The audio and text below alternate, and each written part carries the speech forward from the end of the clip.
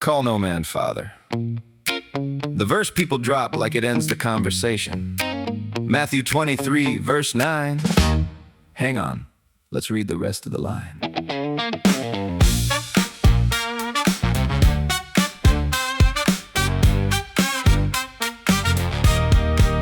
Call no man father, that's the claim. Quote one line like you've won the game. Same breath, same line, read it through. He warns on titles, like calling men teachers too. Yet Paul writes Ephesians 4, God gave teachers to lead the church. So if you take it word for word, the apostles clearly never heard. And if we're banning words outright, doctor means teacher, now that's a fight. You trust your doctor, take their chart. Guess Matthew 23 says, tear that apart. So either scripture broke itself apart, or you just read one line and miss the heart. Jesus wasn't banning words, we say. He was tearing hypocrisy away. Titles don't make a shepherd true. Pride's the thing he came to undo. Call no man father, read a bit farther. The warning was ego, not the word you're after. Paul tells Corinth, 1 Corinthians 4, you got teachers, but not fathers galore. Then verse 15, plain as can be, I became your father. That's what we read.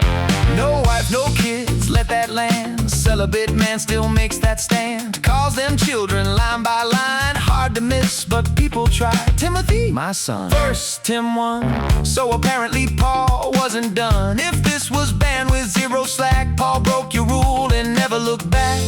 So either the apostles missed the call,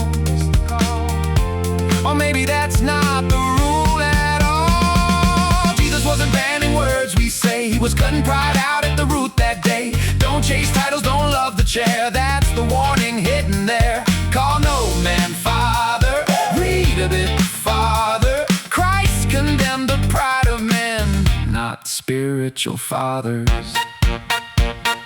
Peter writes 1 Peter 5, calls Marcus son, that's in the text, not vibes. John writes letters, steady and mild, little children, that's his style. Paul explains Ephesians 3, every family bends the knee. From heaven's father all names flow, earthly fathers reflect that role and call. No man master, think it through, Mr. and Mrs., that's what you use. So unless you're dropping that today, maybe that verse don't mean what you say. Follow that logic to the end. No one's father, then pretend. The word itself just disappears. No meaning left across the years. You can't call your dad father now. Language breaks, explain that how. So what do you call God instead? Yeah, fleep floop works like we said. If words lose meaning, nothing stands. That's not how Christ gives commands. He speaks to hearts, not grammar cops. Truth with context, not cherry pick flops.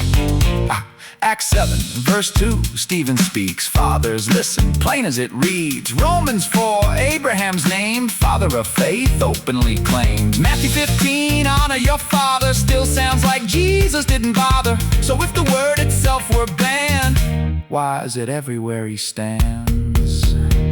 If this was literal, by the way, you couldn't call your own dad father, which would make Father's Day a little weird, I'd say.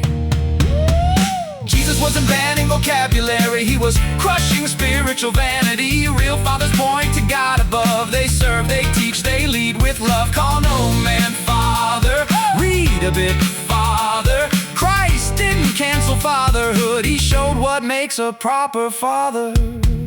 Peter was a father,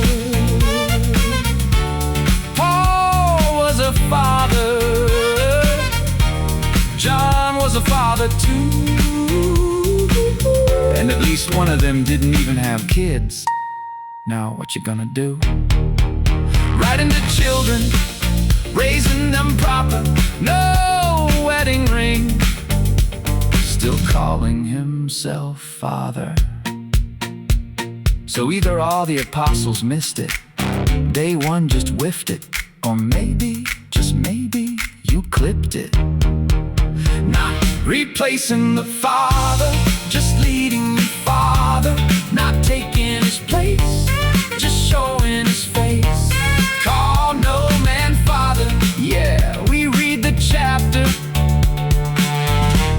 You just read the headline.